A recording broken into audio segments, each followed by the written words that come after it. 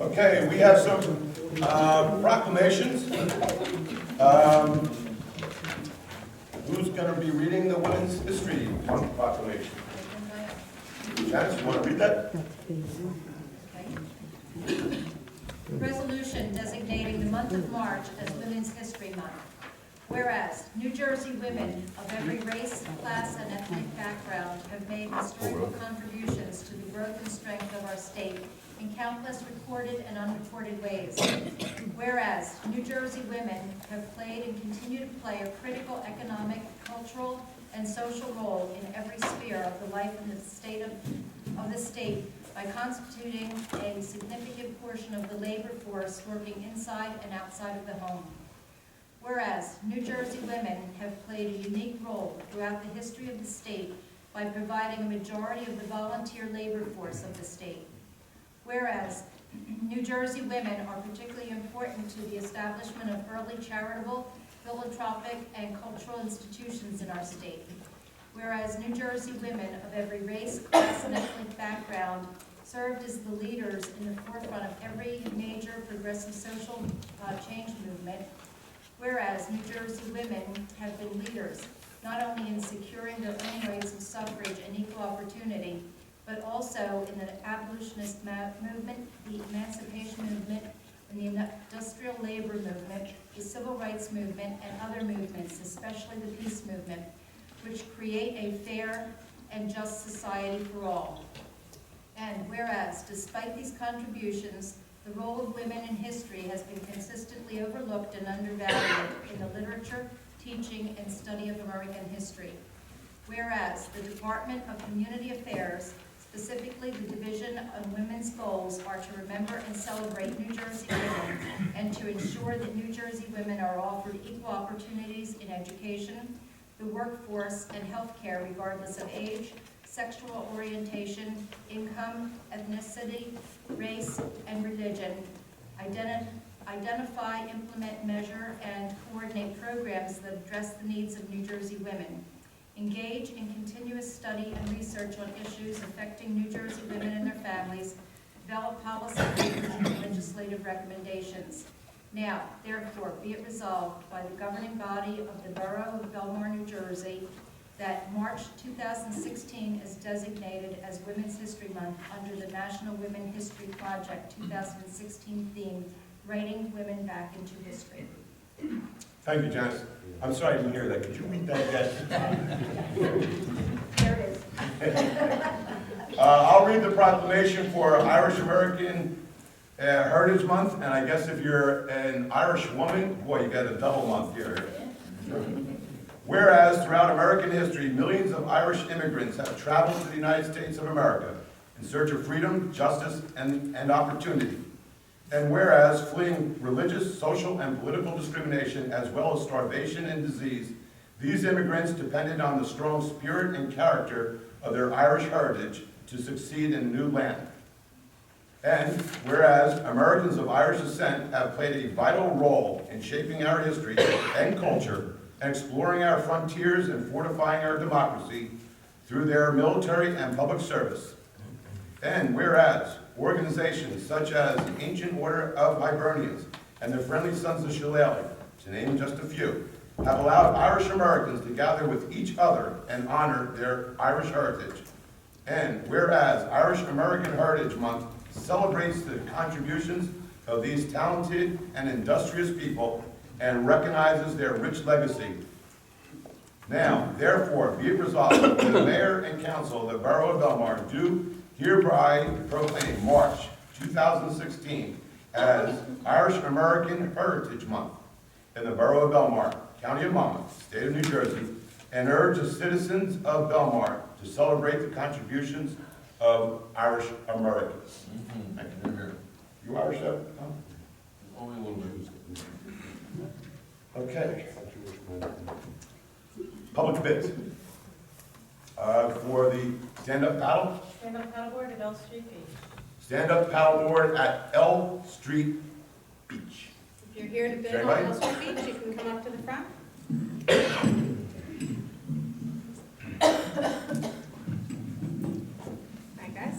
state your name and company for the record. There's Mark and Martin, Summertime Surf. And I'm Bill, from the same. Same company, okay. So if you could give the bid deposit to April. Is there anybody else in the audience that wants to bid on the stand-up paddleboard? Seeing that there's no one, we'll go with the opening bid of, I believe it's $1,500. $1,500. I take it Whereas you, we hear and appreciate and accept the bid for paying 1,500. How was it? You just. you just You did. just did, you just bid 1,500. And just double check. Anybody else? Okay. All right, congratulations. I'm gonna have to go high. That don't look embarrassing to me. Oh, my God. I'm quarter.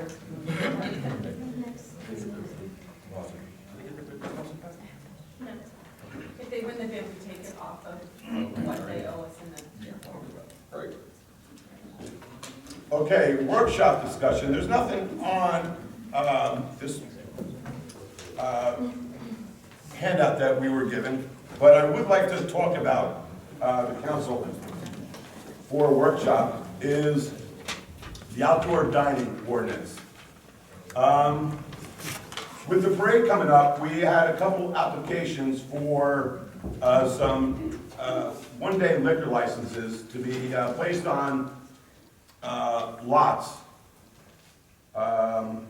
in Belmar for parade day. And the state turned them down. But it brought up something in my mind that I've been thinking about for a while that I thought was a loophole in the outdoor dining ordinance, which says outdoor dining is allowed in a commercial zone. And I believe when it was passed, people thought that meant eating on Main Street, on the sidewalk, which, nice atmosphere during the summertime when the weather is nice. However, there are some properties in Belmar in the commercial zone that could move that outdoor dining to their back, which abuts residential zones. And I think that is a loophole. I don't think it was ever meant to have outdoor dining across your fence all summer long. So really, I want to know what you feel, and I would like to be able to go to the planning board with some language that they could look into and possibly recommend back to us an amendment or to leave it alone the way it is. So just to clarify a little bit, the outdoor dining now allows businesses to have dining in a commercial zone, front and back. Doesn't say it's limited to just the front. So I would like to get it amended to saying if the back of your property abuts a residential zone, then you can't have outdoor dining in the back. So, Tom? You know, Brian, I think you're right about when the ordinance was passed, people were definitely envisioning having them eating on the sidewalk. Now, I've been places, you know, I go to New Orleans fairly often, and in New Orleans, they do have the same kind of setup where they'll have a backyard and they'll have dining in the back, and there are residents right behind that. But they have a tradition of that. That's been going on forever. So, you know, the residents who move in or own the property there realize that that's what they're getting into. Belmar's not like that. Our situation is much different. You know, it's a new thing that we're trying to do. And if it's causing a problem for the residents, I mean, you know, in my mind, it could be lovely, but if the residents are there first, and all of a sudden now there's dining in the yard right next to their bedroom windows, that's definitely not, I don't really agree with that. I don't see that as something we want to do. But to be honest with you, my big problem with the dining ordinance is when they are dining on Main Street, especially in the narrower sidewalks, it sometimes seems like they're taking up so much of the sidewalks that pedestrians can't really even walk around the dining areas. I'm just a little, you know, I want to see if we can do something about that too. But far as the back, I kind of agree with you. I mean, I can see, amending it and saying, in the front's fine. If you have commercial property behind you, fine, but not if it's a resident. Okay. Jennifer? I'm a little mixed because I think it would have to be, I wouldn't say case by case, but I'd be questioning or wanting to know the distance. If there's a residence, but it's, I don't know, like how much distance. But if it's a reasonable distance, to consider allowing that. Or if it's a restaurant and they're having a band as opposed to just dinner or lunch for people. So I would like us to look into more specifics rather than just say black, white, yes, no, and kind of have guidelines with it. Well, maybe the planning board would see that also and come up with a suggestion with that. If we do pass the ordinance, then the people could always go to the zoning board for a variance. So in general, we would go with our own ordinance that would, not allow it. And then the way the process works, they would have an option. Right, and the neighbors would be notified if somebody. Right, the neighbors would be notified, they could come to the zoning board meeting and talk to the board. Right, they have a problem, yes, if they don't have a problem. Correct? Janice? I think it's a good idea. As someone who used to have to get up out of bed at 3:30 in the morning to go to work, having the voices carry, if you have a number of people in the next door neighbor's yard, which would be the restaurant's backyard, even voices carry, and dishes rattling around and things. As we suggested, if a restaurant wanted to go to the zoning board, and of course the neighbors are notified, then it's up to the neighbors to come and be against it. But I think it's a good idea for us to look at this. And also for the sidewalks and where they are narrow, where we do have streetlights and things. We do have a problem there with some of them. With some of them, as Tom said, some of them are narrow, it's hard to walk, especially if there are light posts, telephone poles, things like that in some areas. I was just wondering, what's the distance they have to keep clear? 6 feet or 8 feet? In general, we tell them they can't obstruct the walkway. We do that with the sign ordinance and a few other ordinances, and in terms of what defines an obstruction, that's really up to the practical purpose of trying to walk down the street or to use a stroller on the street or a wheelchair. The it comes down to an enforcement issue, that code enforcement is into, but we could look at some different standards that other towns use.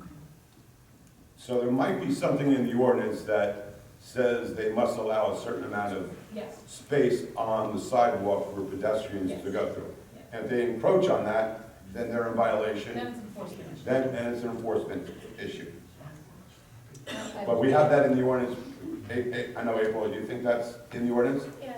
Okay. I thought it was 6 feet or something. And I do like the outdoor dining, it's festive and adds to the town. I think the majority of the businesses are very respectful of what they're supposed to follow. In fact, most of them have kind of little ropes now, kind of getting it off, so. I want to be clear that this is an ordinance that would prevent a commercial restaurant or dining area not to eating in the back. This is not going to prevent the resident from having a barbecue in their backyard, which would be abutting a commercial zone. So you can still have your barbecue, you just wouldn't have a commercial eatery every night for the summertime or nice weather on the other side of your fence. So, Colleen, will we just recommend something to the planning board? Just based on this conversation, I can have a conversation with the planning board chairman and ask them to make some guidelines and send them back for your consideration. Great, great. Anything else for discussion, workshop discussion? Okay, is there anybody in the audience that has a petition? Want to step forward? Seeing that there is none, an approval of the minutes. Still my job. Just rolling right along here. Okay, I move that the minutes of the meeting held on February 16th, 2016 be approved as recorded, and that a copy thereof be posted on the borough's website. Councilwoman Keeling Blackburn? Yes. Councilman Lennon? Yes. Councilwoman Nicolay? Yes. Councilman McGovern? Yes. Okay, now we go to the boards of council. Seeing that Councilman McGovern's not down there, Janice, we'll go with you. He doesn't even have a chair. March is Colon Cancer Awareness Month. I received some flyers from the Ocean Monmouth Health Alliance, and I left them on the front table here. They have a whole bunch of different screenings and symposiums and lectures around the area this month. So please come and help yourself next to the blue folder. Lots of resources. Speaking of resources, the ADA committee has updated the resource guide, and it's on the Belmar website. Information from all types of resources if you need them. March, of course, means St. Patrick's Day celebrations, and the library is going to kick them off tomorrow evening from 5 until 7 p.m.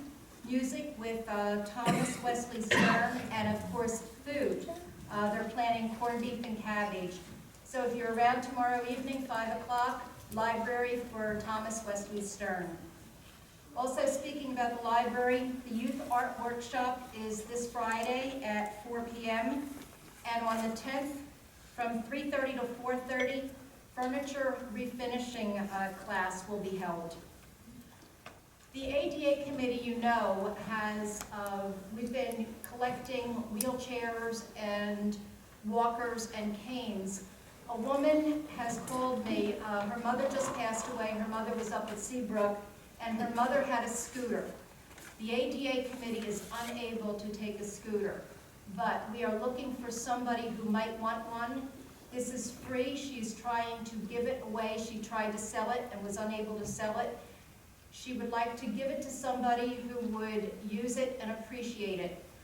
If you are in need or you know anyone who would like to have a scooter, please see me and we will get you together with this woman. I doubt very much if she can deliver it. My car, I don't think it'll fit in my car, but we'll see what we can do about connecting you and a scooter or something that you know. We could probably help facilitate that. I kind of figured. Okay, I see one hand waving at me, so I'll see you after the meeting, George. Thank you. Mike, happy birthday a couple days from now. And that's my report. Oh, and happy birthday to Janet Grosshandler. Yesterday? I knew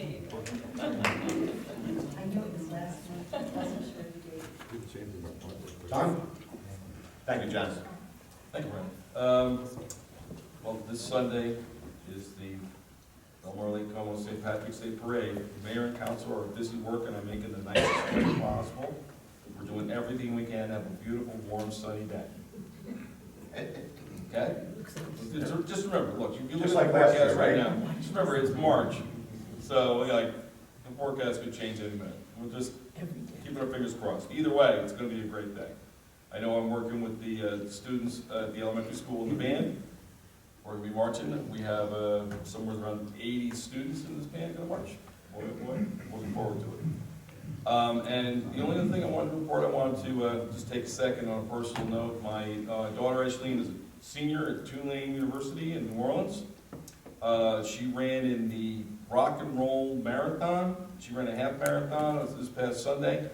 When I were down there to see it, she raised $500 for St. Jude, over $500 for St. Jude. And she ran with a time of 2 hours and 7 minutes. That's 9:45. That's under 10-minute miles. She looked great. Can't tell you how proud her mother and I are of her. Very proud of my daughter, Ashley. Did she beat you? Absolutely. It was like I was standing still. And watching her. It was great. It was great. And it's only in New Orleans.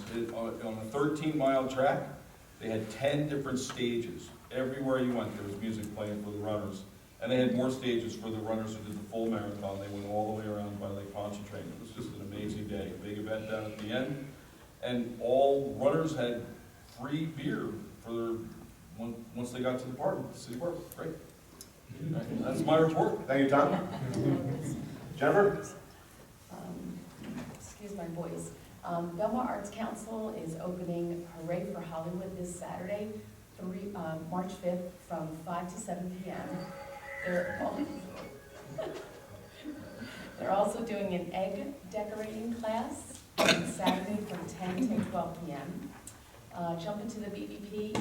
The BBP's parking committee has a draft paper on parking recommendations from immediate to short and long-term suggestions.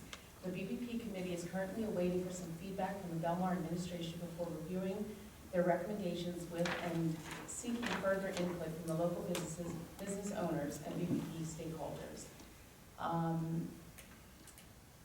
There's a typo here, I apologize.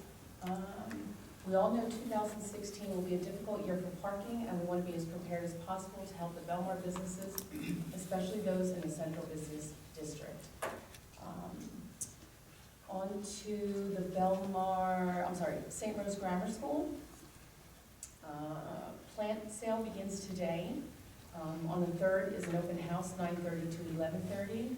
On the 4th is First Friday Mass and a pep rally. On the 6th is Little Angels Liturgy, ages 4 to 7, 10 a.m. Mass and Belmar Parade, as we all know. 7 is Terra Nova Testing Week, and there's a PTA meeting on the 8th at 7 p.m. And like I always say, shop local, especially with the parade coming up. If you can go out early or stay out late and visit some of the shops and purchase some items, that'd be great. Thank you. Thank you, Jen. Yep.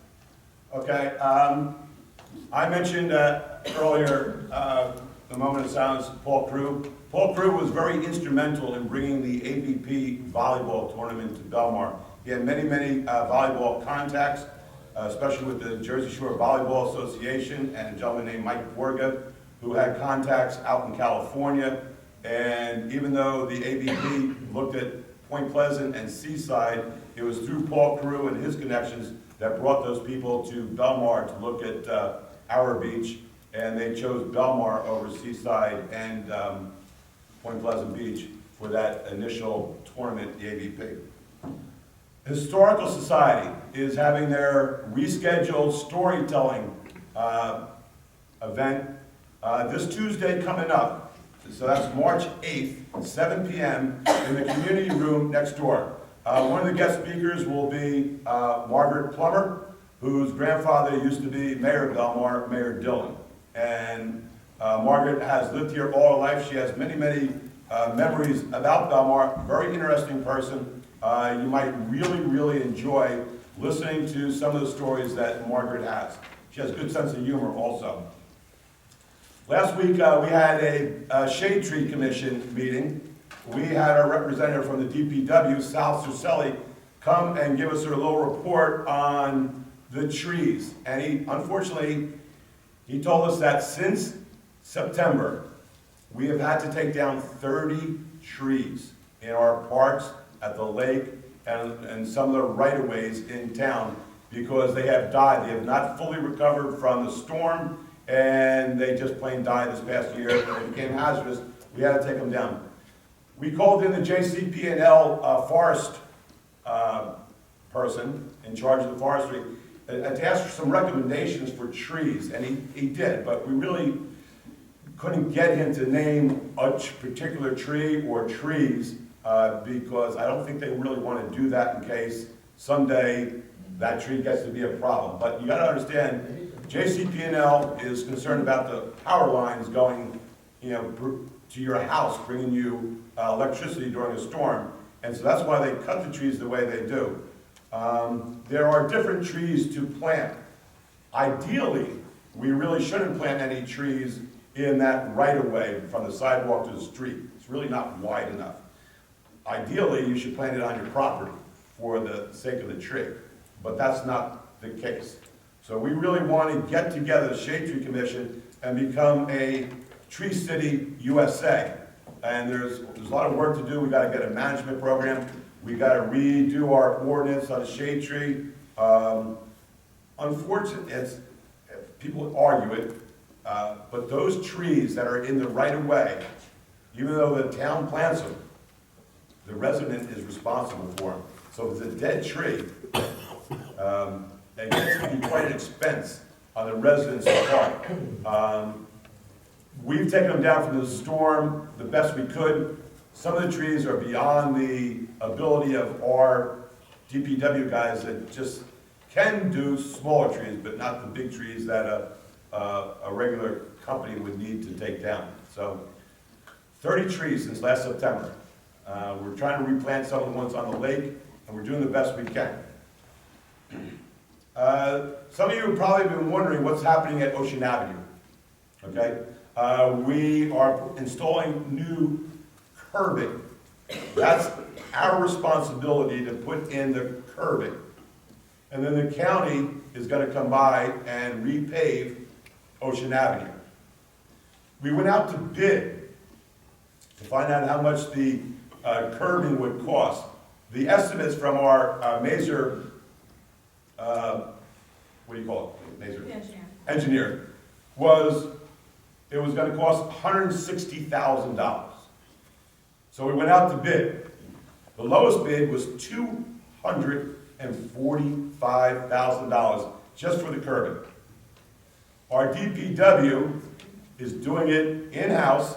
We hired 2 temporary mason people that really know cement work, and it's going to cost us $85,000. So that's a big savings. Mike, do you have anything else to add, you think? Or your guys can fully do this, huh? We can do it. We can do it. Our DPW can do just about anything, right? Except take down those big trees. Tomorrow, I think she's pretending she has a cold because Jen and I are partners in reading Read Across America tomorrow with Dr. Seuss books. So we're doing the kindergarten, 1st grade, and 3rd grade tomorrow, right? Okay, very good. And last but not least, I have right here my granddaughter Rose. Learned this past Sunday to ride her bicycle without training wheels. So anyone wants to see it at the end, I have it on video right here. You know, so. That's my report. If I could just mention one thing I forgot, I apologize. The summer camp, which I want to thank Ray and, who else is involved with Ray doing it? Colleen Colleen Dillon. Dillon. Oh, Colleen Dillon, I'm so sorry. Ray and Colleen Dillon, this is the 2nd year. It was a huge success last year. It's 8 weeks, and it's registration will be next week, starting on the 15th. So if you want more information, there's some flyers in the hallway by the gym. But yeah, the kids loved it, and they're going to increase the number up to 100 campers. So thank you for that. And aftercare, so.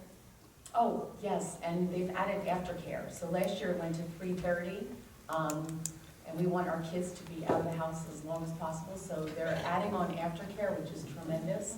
So the day will be 8:30 till 5:30, 8 days a week. I calculated it for my, 8 weeks. I wish it was 8 days a week. That's a beautiful I'm going song. to drop them off June 10th and pick them up in November. I love my kids. But honestly, it's a tremendous program. They've got the sailing involved, they've got the surfing program, they've got movies, they've got walks to the beach, the playgrounds. And I calculated for my 2 children to go, and it comes out for 2 children to be $141 a week, which is wonderful. But the best part is that they absolutely loved it last year. So thanks to the whole group working on that. Okay, thank you. Yep. Public session first or the consent agenda first? There, Kyle. Public session on the consent agenda. So if it's on the agenda, now's the time to talk about it. Okay. Now's the time for the public session on resolutions only on the agenda. We will continue to have a public session at the end of this meeting. Does anybody have anything you want to say about these resolutions on the consent agenda? Seeing none, I'll close that. Make a motion to close this. I make a motion to close the public session of the consent agenda. Second. All in favor? Aye.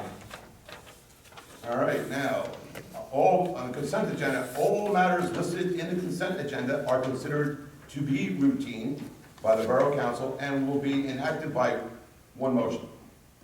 There will be no separate discussion of these items. If discussion is desired, that item will be removed from the consent agenda and will be considered separately. Tom, do you have anything you want to pull out? Jen?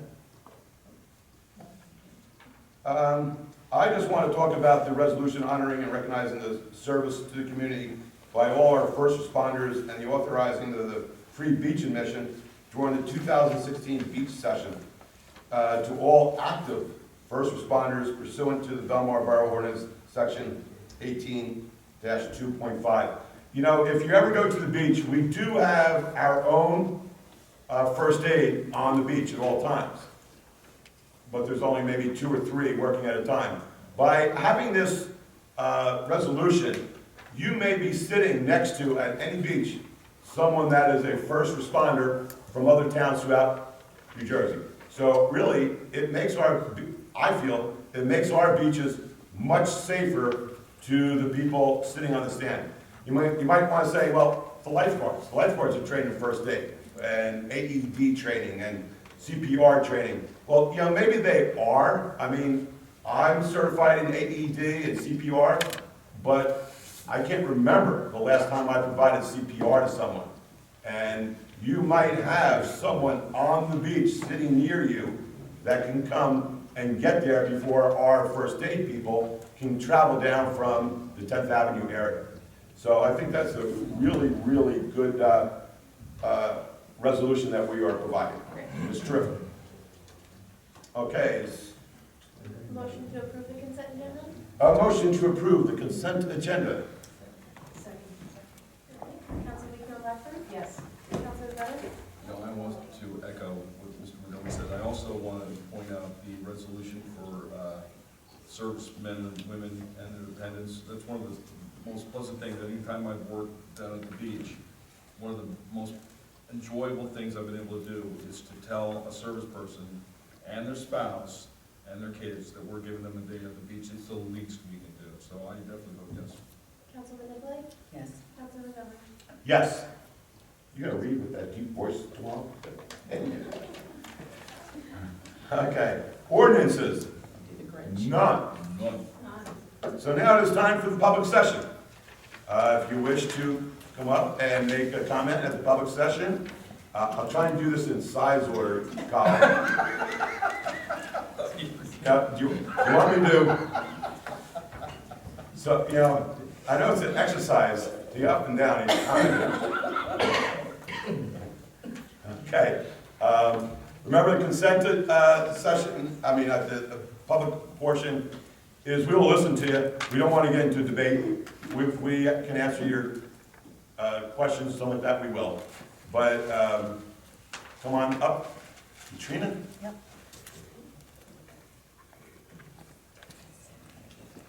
Oh, good.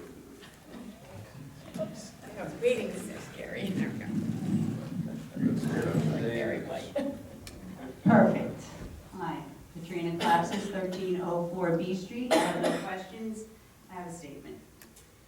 The CoStar asked Belmar officials to answer 3 simple questions about the effect of the amended conflict of interest ordinance adopted by the council.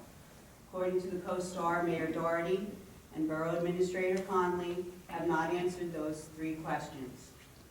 So I asked the author of that ordinance, Ken Pringle, which has the ordinance that has been in effect since 2005. I asked him to answer those 3 questions. I think it is extremely important that every Belmar resident understand the changes the council has approved and how these changes will enable special interests to influence the decisions our elected officials make. These are the answers to the questions that have not been answered by our council and administration. Oh, wait, who did they ask the questions of? They asked Ms. Conley and our mayor. Okay, but not the council members you see up here, correct? That's correct. As far as I know. They did not ask us. No, I was- Well, I asked you in a couple meetings, but I don't want to waste that. And you didn't Thank you. explain it to me either, so These are from the person who wrote the ordinance, and hopefully this will shed some light for everybody here. The first question was, what would the ordinance allow that is not allowed under the current ordinance? It's very long-winded, so I might have to trade off to somebody else if I run off out of time. A. Can you just, like, No, I cannot. What would the ordinance allow that is not allowed under the current ordinance? A, the ordinance would allow pass-through contributions without restrictions. The new ordinance entirely eliminates restrictions on accepting pass-through contributions, which are the most important safeguards in Belmar's pay-to-play ordinance. This provision prevented the practice known as wheeling, which is funneling money between campaign accounts to circumvent campaign financing laws. Under the new ordinance, candidates for office both in Belmar and outside of Belmar, including Mayor Doherty, who is running for county freeholder, will now be free to accept contributions from political action committees, county campaign committees, and election funds of other candidates. These are called pass-through contributions because the source of these donations are individuals and companies whose contributions were funneled through one or more campaign accounts. Tracing wheeled campaign contributions back to their source is difficult, if not impossible. Under Belmar's current ordinance, candidates for both Belmar offices and other offices are free to accept such contributions. But if they do, they are barred from participating as a Belmar official in certain categories of matters. These include decisions involving the purchase of goods and services, granting change orders with respect to publicly bid contracts or agreements, any development matter, appointments to the planning board or board of adjustment, and any matter relating to Belmar alcoholic beverage licenses. B, restrictions on contributions from developers and development professionals are relaxed or eliminated entirely. Our existing conflict of interest law provides that any Belmar candidate or candidate for any office outside of Belmar who accepts a contribution from a major or minor developer or from their professionals, such as the law firms, planners, and engineering firms, will be barred from participating in any decisions involving that developer. See? The new ordinance eliminates these restrictions entirely as to contributions to Belmar officials who are also candidates for other offices from developers or development professionals. So Mayor Doherty will be free to accept contributions to his county freeholder campaign from Belmar developers and their professionals, and will still be able to make decisions on their projects in Belmar, including whether they receive development approvals and tax abatements. C. I'm sorry. you have about a minute. Okay, I'm going to trade off to somebody else, Okay. that's fine. The new ordinance also entirely eliminates the restrictions as to contributions to Belmar candidates and official for minor developments, two-lot subdivision variances to build on undersized lots, etc. And as to contributions from the development variances to build on professionals for both minor and major developers. So while the council has retained the conflict of interest provision with respect to campaign contributions from major developers, they will now be free to accept contributions up to $2,600 each from the law firms and engineering firms that profit enormously from these projects as well as their employees. And I will stop and hand this off to... I just have two quick questions for you. Yeah. The surrounding towns that don't have as strict an ordinance for pay-to-play as Belmar, are they having problems with wheeling? I have no idea. I'm not interested in the surrounding towns. I know, but I would think that if they don't have a strict ordinance, they would have problems with developers coming in and... Well, how do we know they don't? How do we know they don't if there's no transparency? Right, we don't know. That's right. I think they're transparent. I mean. Okay, I'm gonna stop because my 5 minutes are up and I'm gonna pass it on to the next One more person. question. Sure. Now, I think I mentioned it last time. If Matt Doherty, who's running for freeholder, and he's restricted by the strict Belmar ordinance, and he's running against Mr. Arnone, who is not. Is it a level playing field? I think you should ask your attorney that. I'm not an Okay. attorney. George? It's not a legal question. But in other words, The question answers itself. Of course, the person who is subject to more strict requirements will be at a disadvantage. okay, thank you. Okay. But, Mr. President, I think the ordinance still caps the professional contributions of 300. I don't have it in front of me, but I believe that's the case. Personally, I'd like it to remain at 300, but I think it does cap it. Okay. Anybody else have some, I'll come to the microphone. Tim?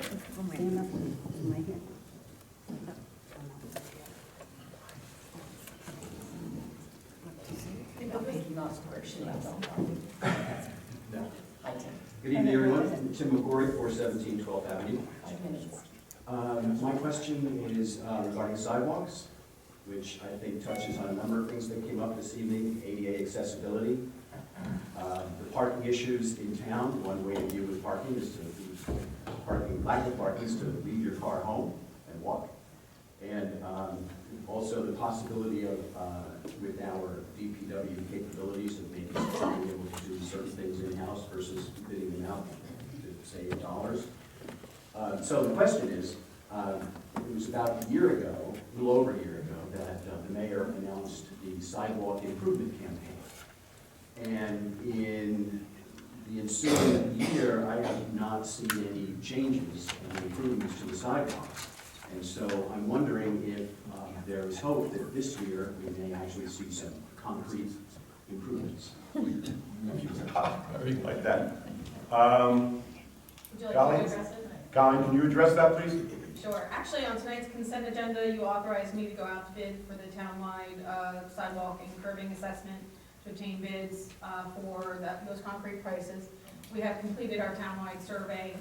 We have identified properties that would be required to come into compliance either through the program or on their own, and have had dozens and dozens of homes self-identified. So the process is starting, and I will be going out to bid shortly. Colleen, can we put in that or recommend that when you get your sidewalk done, since we've lost so many trees after storm, can we get some type of a program, do you think, where that resident would be willing to take a tree and take care of the tree? Once we dig a hole and put it in, they have to like water it, fertilize it, prune it, you know? We've talked about it. Yeah. We've talked about it with bond council. Obviously, this is something that it's a bond that is then assessed back to the property owner and whether or not it's done. But that would be a voluntary, you know, they do the sidewalk and they could say, yeah, I would like a tree in front of my house. It's something that we could encourage, maybe do almost a kind of a side-along program where we could. So make this that- is moving along, okay, Yes. okay, and we try to get JCP&L to recommend certain trees, Yeah, they answered it, but they didn't get specific. yeah. Tim, anything else? Well, that's certainly encouraging. I'm very happy to hear that there's progress, and I certainly hope to actually, I haven't surveyed the whole town. I know that there's some major trip hazards, just on my street, 12th Avenue. I tried taking my mom in her wheelchair down to the boardwalk last summer, and I actually found myself going out into the street myself. So those are things that we want to bring to an end. Right, now, I'm on the Shade Tree Commission, I'm not a tree hugger. A lot of people will say, look what that tree is doing to my sidewalk. And I kind of reverse that and say, look what that sidewalk's doing to the tree. Most of these big sycamore trees that we have were planted before there was sidewalks, before there was asphalt streets in Belmar. And it's really the reverse, it's our sidewalks that are affecting the trees. And according to state statute, the trees come first. They're more important than your sidewalk. So in a lot of towns, and any town you walk into, you'll see trees, same condition, because almost everybody plants them in the right of way, and the tree grows. And some of these trees are over 100 years old, and their roots are really struggling to get as much nutrient as possible by spreading out, and they lift it up. So there are ways that these sidewalks might have to go around the tree's roots. Yes, I've actually seen some very new, very good masonry work done that does exactly that, so Yeah. it can be done. I would just say that I would certainly put people before trees. Especially if it's a dead tree, it's hazardous, and we don't want, that's why we took those trees down on 8th Avenue, because they all died, and we didn't want during the last storm, this last summer.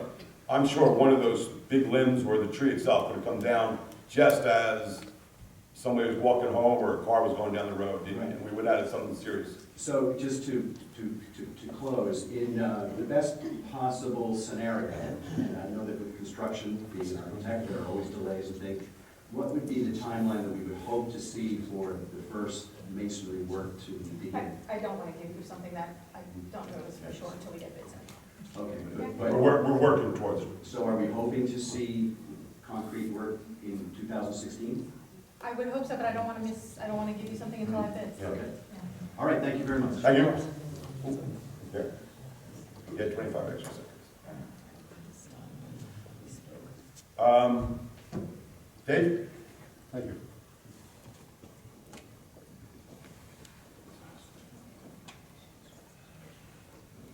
Okay. David Schnack, 302 C Street, we're still on the short mic, that's good. The clear's coming up next. Yeah. Let's get all short people first, we should go first. To answer your questions that you asked Katrina, why other towns don't have such strict ordinances, well, Spring Lake liquor licenses are not allowed to contribute to political campaigns. Yeah. But, In Belmar, they can't either, right? well, actually, in Spring Lake, it's different, because they punish the contributor, the liquor license holder gets punished. Belmar, there's no sanction against the person who makes a contribution, and actually, there's no punishment on the Belmar public officials, it just makes them ineligible to vote on certain issues. But anyway, to answer your question, number one, why is Belmar different? Number one, Belmar is the only town in the area that has 10 liquor licenses in a square mile. So that's really an issue here in Belmar. The people are particularly sensitive in Belmar about the problems caused by public drunkenness, which seem to be more pronounced in Belmar than other towns. Number two, other towns have not, or are not on the verge of declaring their whole downtowns redevelopment zones. So that is a very special thing. We're declaring the whole commercial part of town, or we're about to, I know they plan to, declare the whole the commercial part of town as a redevelopment zone. So yeah, we don't want any hanky-panky going on with the redevelopment. And to answer your other question about the level playing field, Tom Arnone and Serena Damasio are not public officials in any towns. So they wouldn't have that potential conflict where they might take donations from people that might look for favors for local projects, because they're, Tom Arnone was mayor of Neptune City, but he's not, doesn't hold any public office in Neptune City now, and Serena Damasio is not an elected He holds public office in Monmouth County, though, right? in the county, yes, but not in Neptune City. So, we're not, the Belmar campaign finance law is about Belmar, it's not about the county. Like Matt, like I suggested. So is Monmouth County's ordinance for pay-to-play as strict as Belmar? Monmouth County doesn't have a pay-to-play ordinance. They don't? No, there's no county ordinances There's no regarding ordinance for election. pay-to-play. It's a state, there's a state requirements for campaigns, and they're very complex, as you know. You've seen the. So maybe we should hold Matt to that? No, we should hold them to one. Well, look, as a town, we have the prerogative to make our own laws here regarding our elections. Here, I notice that we haven't removed the reporting requirement for small donations that are done up front, not through wheeling, but directly from the contributor to the candidate. All that reporting is still, requirements are still in place for Belmar, and that's not a state requirement, but you're here to make laws, carry out the will of the people of Belmar. And, you know, I guess we're gonna find out, but the people of Belmar want to be assured that there's no conflict of interest. And so we have the prerogative of having our own additional requirements on the law, so. I thought when we were sworn in, we swore to an oath that we would abide the, Why have any ordinances in Belmar? You know, that oath that we signed when we were appointed council, that kind of overrides Well, any. you put all kinds of restrictions on the people of Belmar that the state doesn't put on us, you know? You want an example? There's no state law, there might be eventually, but right now, there's no state law saying you can't smoke on a beach, but that's something that Belmar enacted, right? That's a special law that is effective in Belmar, that is a restriction on the, you know, on the choices of the people of Belmar. So, you know, we can have laws restricting us, and if the people want a law restricting what you do, that, you know, that's your job as representatives of the people to carry out the will of the people. So, Thank you. Thank you, David. Claire, Thank you. you can sit there, Kyle. Perfect, thank you, Council President. I just wanted to say I thank the council for staying focused with all of the issues that you have to contend with. The best statement that I heard last meeting about the pay-to-play was from Councilman Brennan when he said it should be on an even playing field. I believe that to be so. I think there's suggestions here of people impugning the integrity of our council people, and I resent that. I don't think there's any place in the state where people on a council level care about the people that they represent as Belmar Council.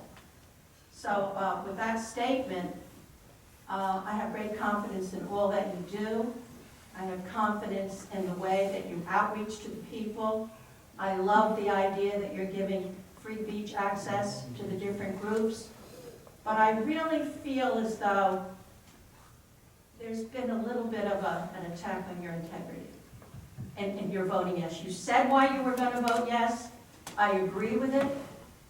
I don't see any kind of possibility, knowing that who you are and who the mayor is, that there would be a problem. And I want to say that. Thank you. you. Connie? You, Kyle, stay.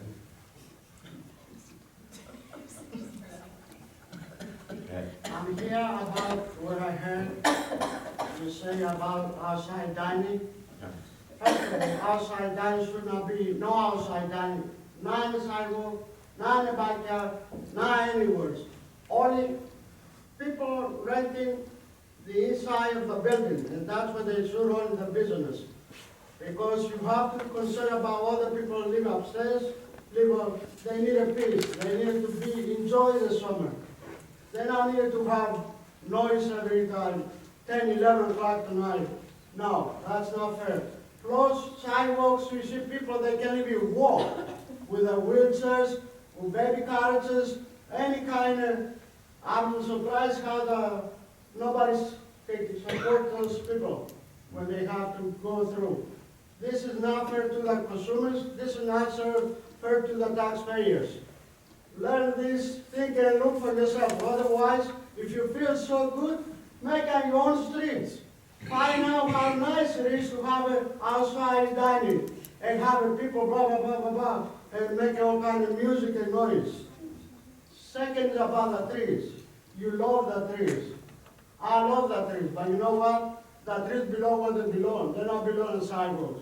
Sidewalk has a gas line, has a water lines, has electric lines, and pick it up. The sidewalks, we pay for sidewalks, and those trees are picking up, and we have to spend money constantly.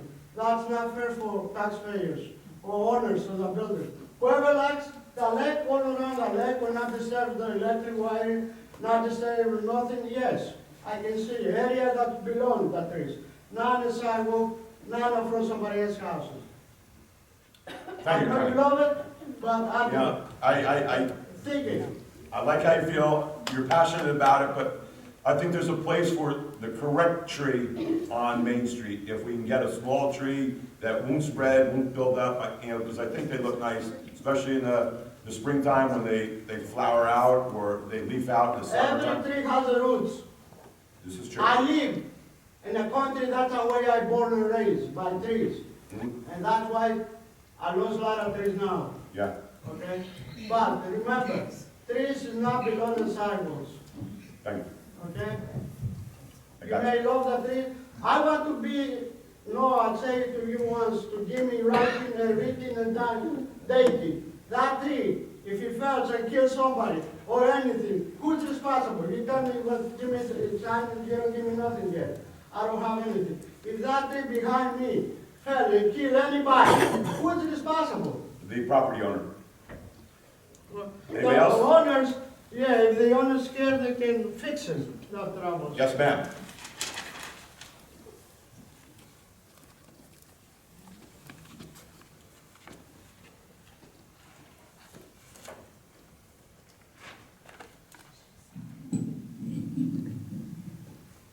Linda Chelson, L Street. I'm going to continue to talk about our response to the questions that were posed by the Coast Star.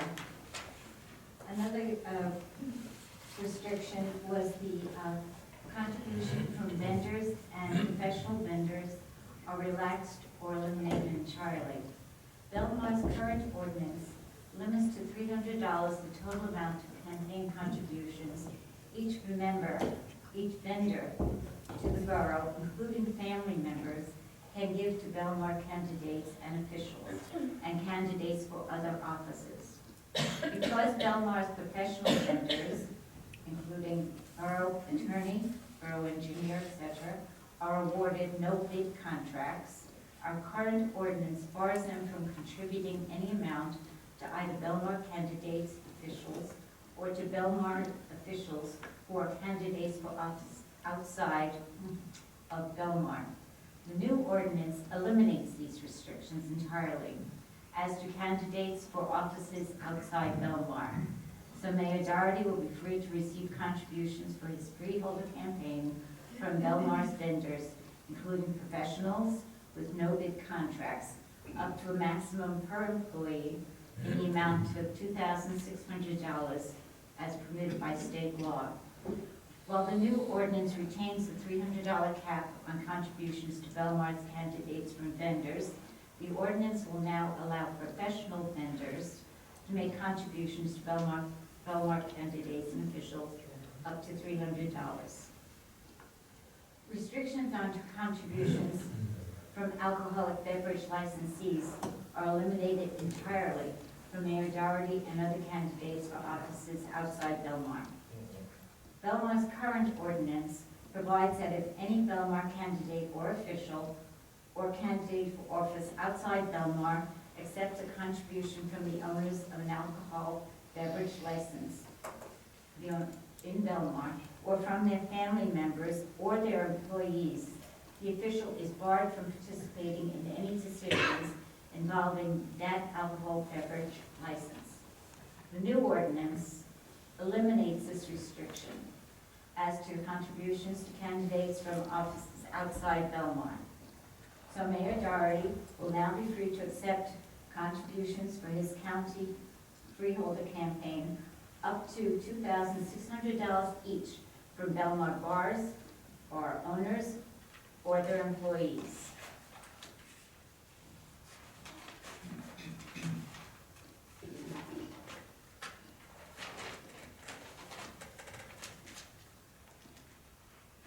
The ordinance retains the conflict of interest provision as to contributions to Belmar campaign accounts of candidate or official. So that hasn't changed. Reporting requirements for all candidates are eliminated. The new ordinance also eliminates a self-reporting provision in Belmar's current ordinance. This provision requires every candidate for Belmar office or Belmar official who runs for an office outside of Belmar to submit a report to the borough clerk certifying that he or she has reviewed all campaign contributions received and lists any contributions, whether by a vendor, a developer, professional, or alcoholic beverage licensee, or their owners, family members, or employees, that is in violation of the pay-to-play ordinance, or that triggers its conflict of interest safeguards. You have about another minute. The purpose of this provision was to limit the ability of candidates to claim that they were unaware that their contributions violated the ordinance. What would the ordinance prohibit that is not prohibited under the current ordinance? Nothing. Another question that came from CoStar, what would the ordinance require that is not required under the current ordinance? Nothing. There's no changes in those two things. It all relates to the contributions as previously stated by myself and Katrina. Thank you. The only thing is, maybe I'm not hearing you right, but it seems like everyone's obsessed on Matt running for freeholder. And I'm not offended, but Janice and I are running for council, and no one's talking about us and how this change is affecting us and the Republicans. So really, what you're saying is there's been changes, but for Janice and I to run as council people, or the Republicans to run as council people in Belmar, are not going to be affected by the changes we made, but you are concerned that it's going to help Matt get elected to freehold. Well, I'd like to respond to that. I don't think, and you're absolutely right. Thank you. There's the restrictions and the obligations pretty much the same. There really isn't an argument to that. However, I don't believe that there is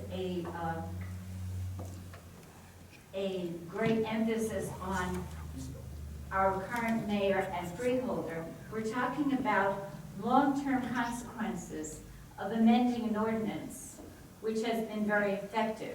Was very effective, but you know, 10 years ago, things are dynamic, they have changes, and we made some changes after like 10 years, and it may change again next year or 10 years. Well, I will say, sir, if it has been effective for 10 years, if it is a proven case, and it was stated by two members of this council at the last meeting, that they have not been approached to inappropriately accept contributions, which to me says this has been an excellent ordinance, an effective ordinance that has protected you as well as us. Thank you. So in that case, why would we, under the current illogic that's being presented, just accept what would be pretty much a rape of the ordinance? A rape of the ordinance?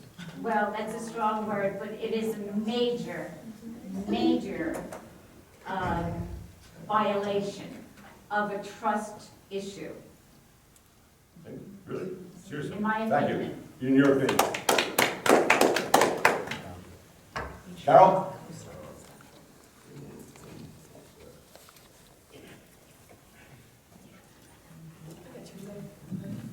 I'm doing the best I can. Caroline Capoli, 402 9th Avenue. It seems to me that all of you have been voted by all of us in Belmar. It also seems to me that I feel terrible with the negativity, is what I want to say. And I think the people of Belmar have voted, all of you, and Mayor Matt, and everyone here, it is for our best interest. That's why we voted for you.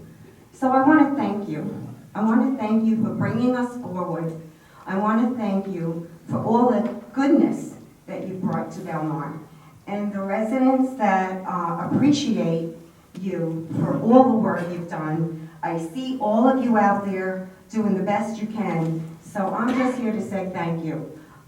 You've moved us forward. You keep us protected. And because we voted for you, Belmar voted for you. So I trust you, and I think Belmar has trust in you too. So keep up the good work.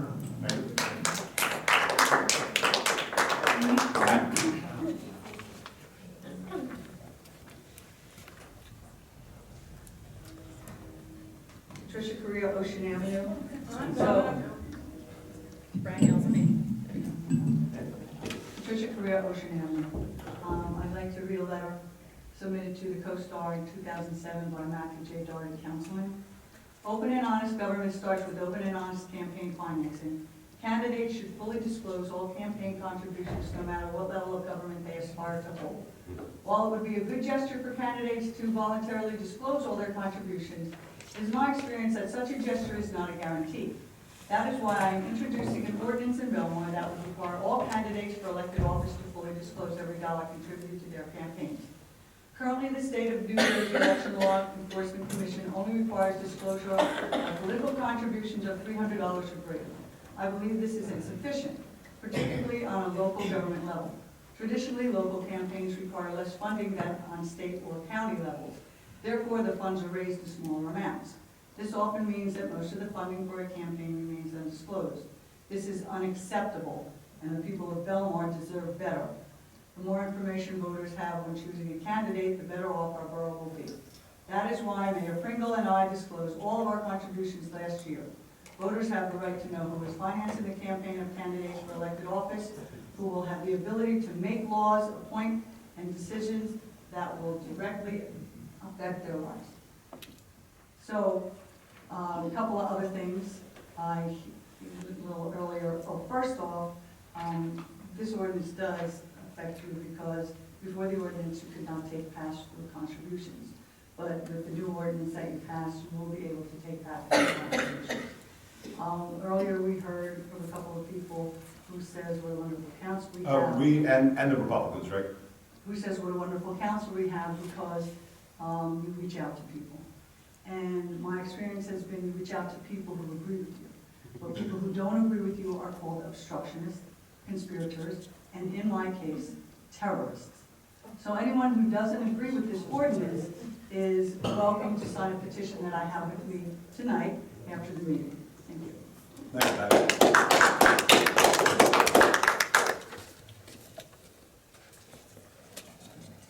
Mike?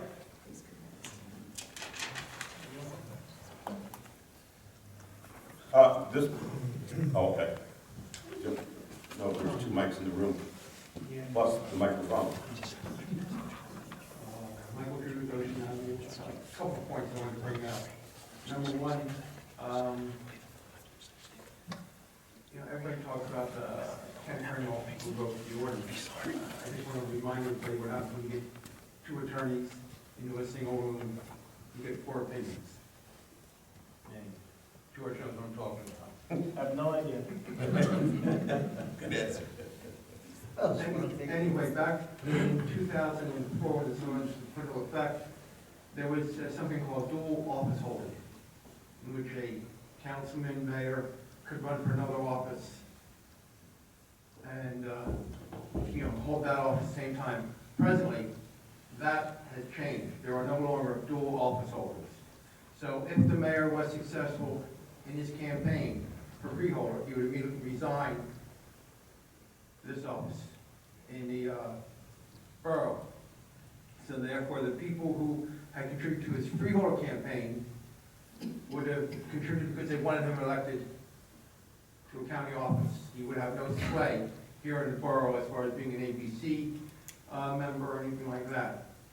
So that's one of the changes that are affected. Also, it puts the mayor in this case, on equal footing with everybody else running for a county office. Now, if everybody's concerned about in Belmar, why don't we just amend the ordinance to include Belmar borough offices only? So if you're running in the borough offices, you go by the old contribution reporting method, and if you're running outside the borough, you go by the counties. What you're suggesting is we amend it so that local officials could not take pass-through contributions like Patty thought we might allow. Right, stick to the old one, and then if you're not running it locally, go under whatever contribution reporting What the old requirements. ordinance No, said. go under whatever contribution reporting requirements are enforced for the jurisdiction of the office you're running for. If you're running in the statewide office, you have other ones. Maybe there's no, they're different than the county one. If you're running for a county one, they're different than the borough. If you're running for a borough one, you stick to the borough one. That allows you to get each step. And you'll be on an even playing field, which seems to be one of your concerns.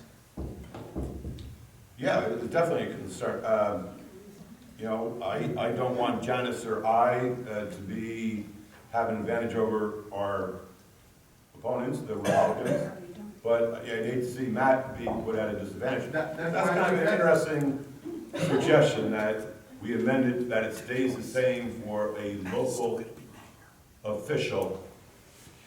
It's based And then upon, it's based If upon. you're running the for jurisdiction you're freeholder, running for. you would go on the County. freeholders. The So county. if you're running for a state, you would go for, Just like if you end up running for assembly or senate, you go by the state. interesting.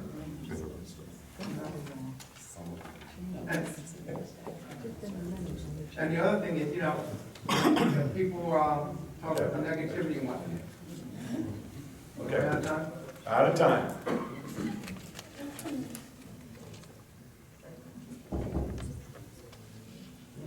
Anybody else? There you have one last time, then we'll end it. Can I speak? Is that gonna be allowed, or am I gonna get? Time's up. I just want to say, there was a very incorrect remark made about only the people that support them get outreach. That is so incorrect.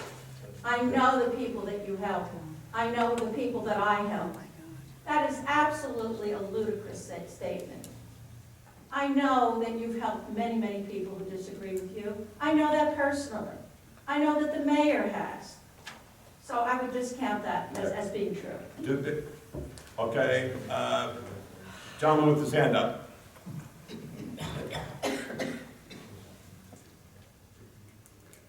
Gene Clouds, 1304 B Street.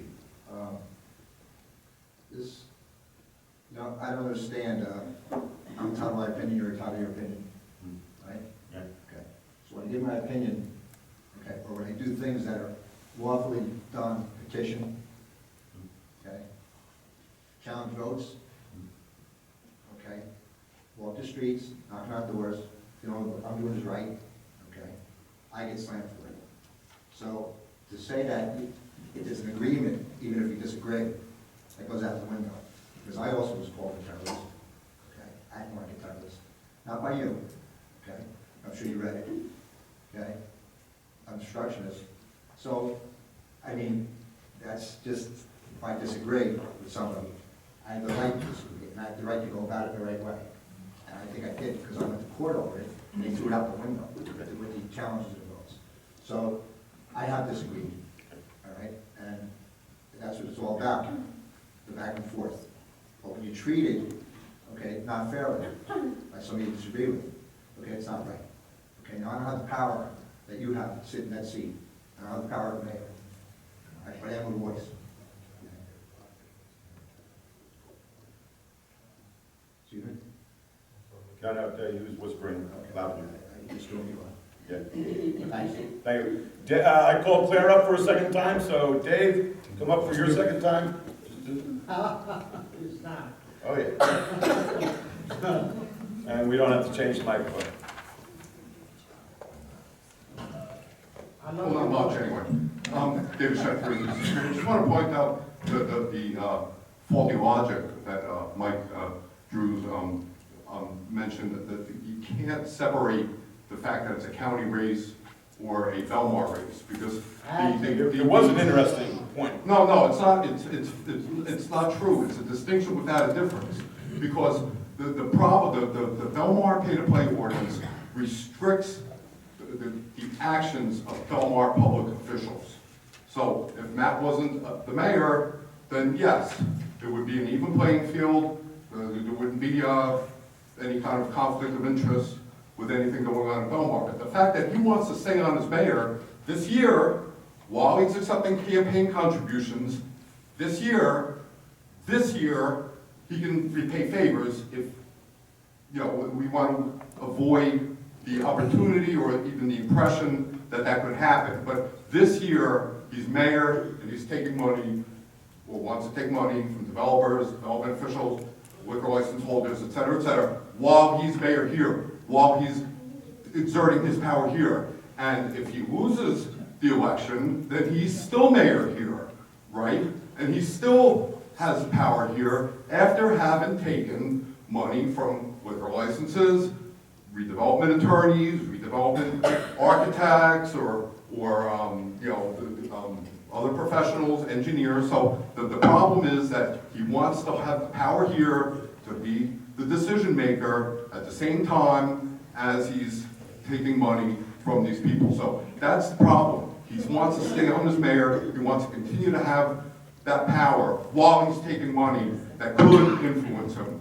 So it doesn't matter that he's running for this office or that office. He could be running for president. It doesn't matter. He's still here in Belmar making decisions as mayor. So that's where the problem is.